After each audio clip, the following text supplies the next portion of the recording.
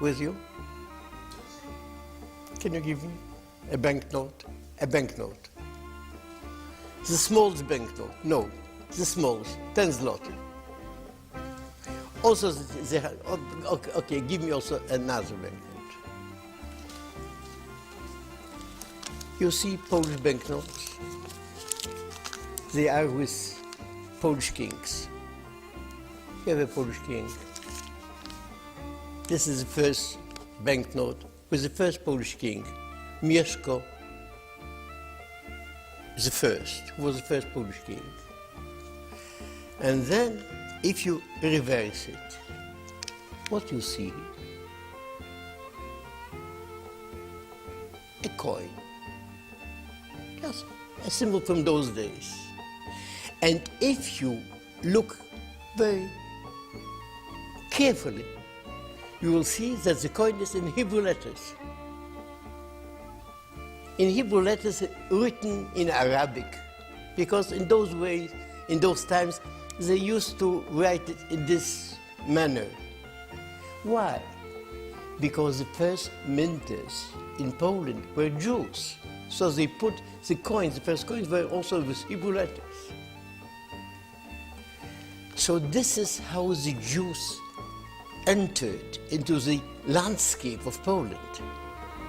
Kan begieto falsza, a nosimy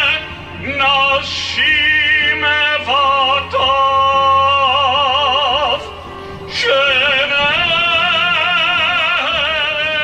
Uniwersytet Polania Hadasha, אנחנו מאחלים לה כל טוב מקרב לב. On est responsable de ce qui se passe.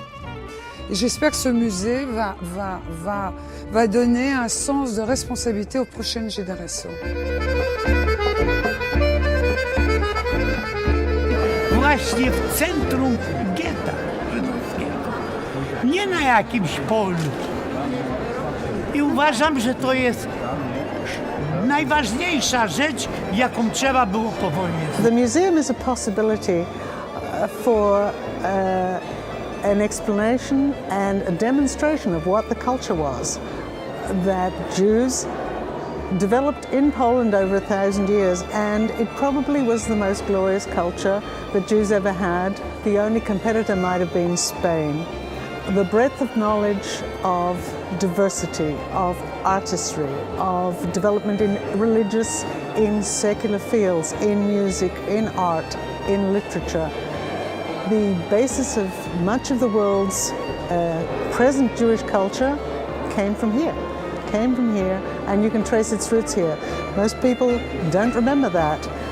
This museum will, for the first time really, show who we were, what we were, where we came from, and what we achieved.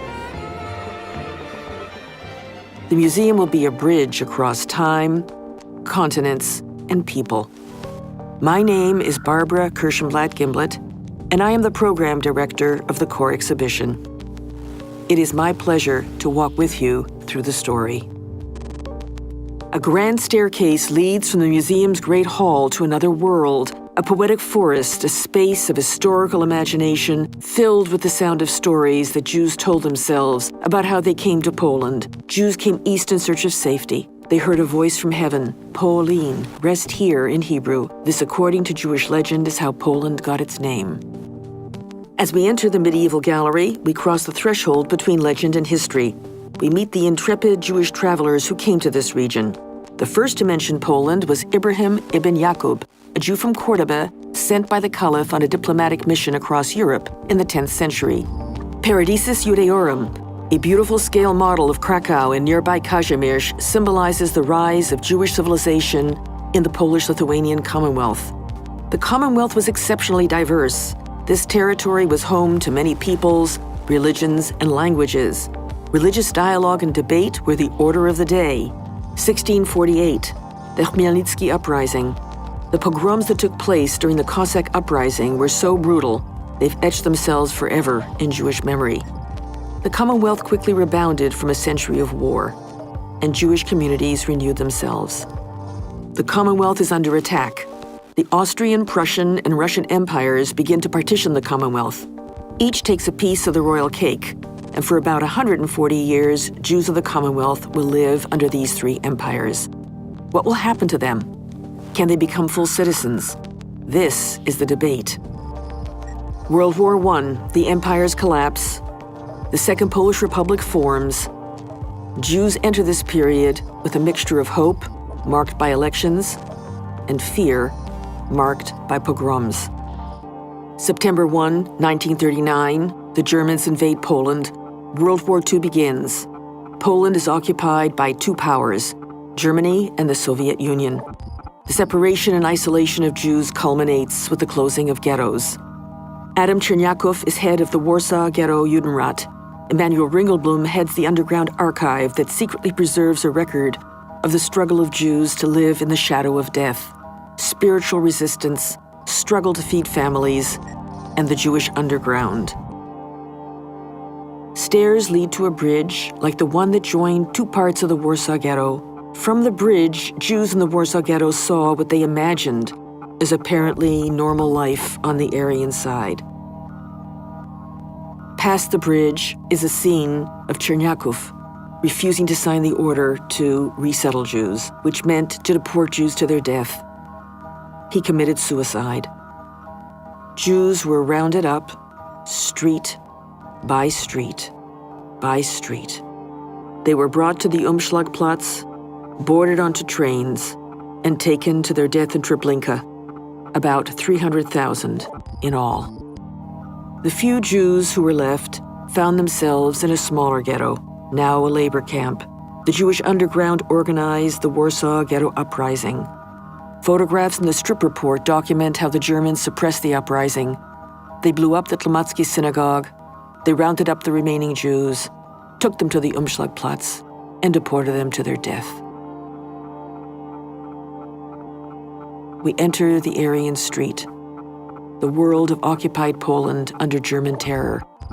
Some Jews who survived the Warsaw Ghetto Uprising joined the Warsaw Uprising.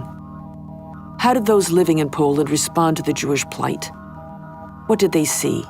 What did they think? What did they do? Were they indifferent, hostile, compassionate? Żegota and the Jewish National Committee organized efforts to help Jews.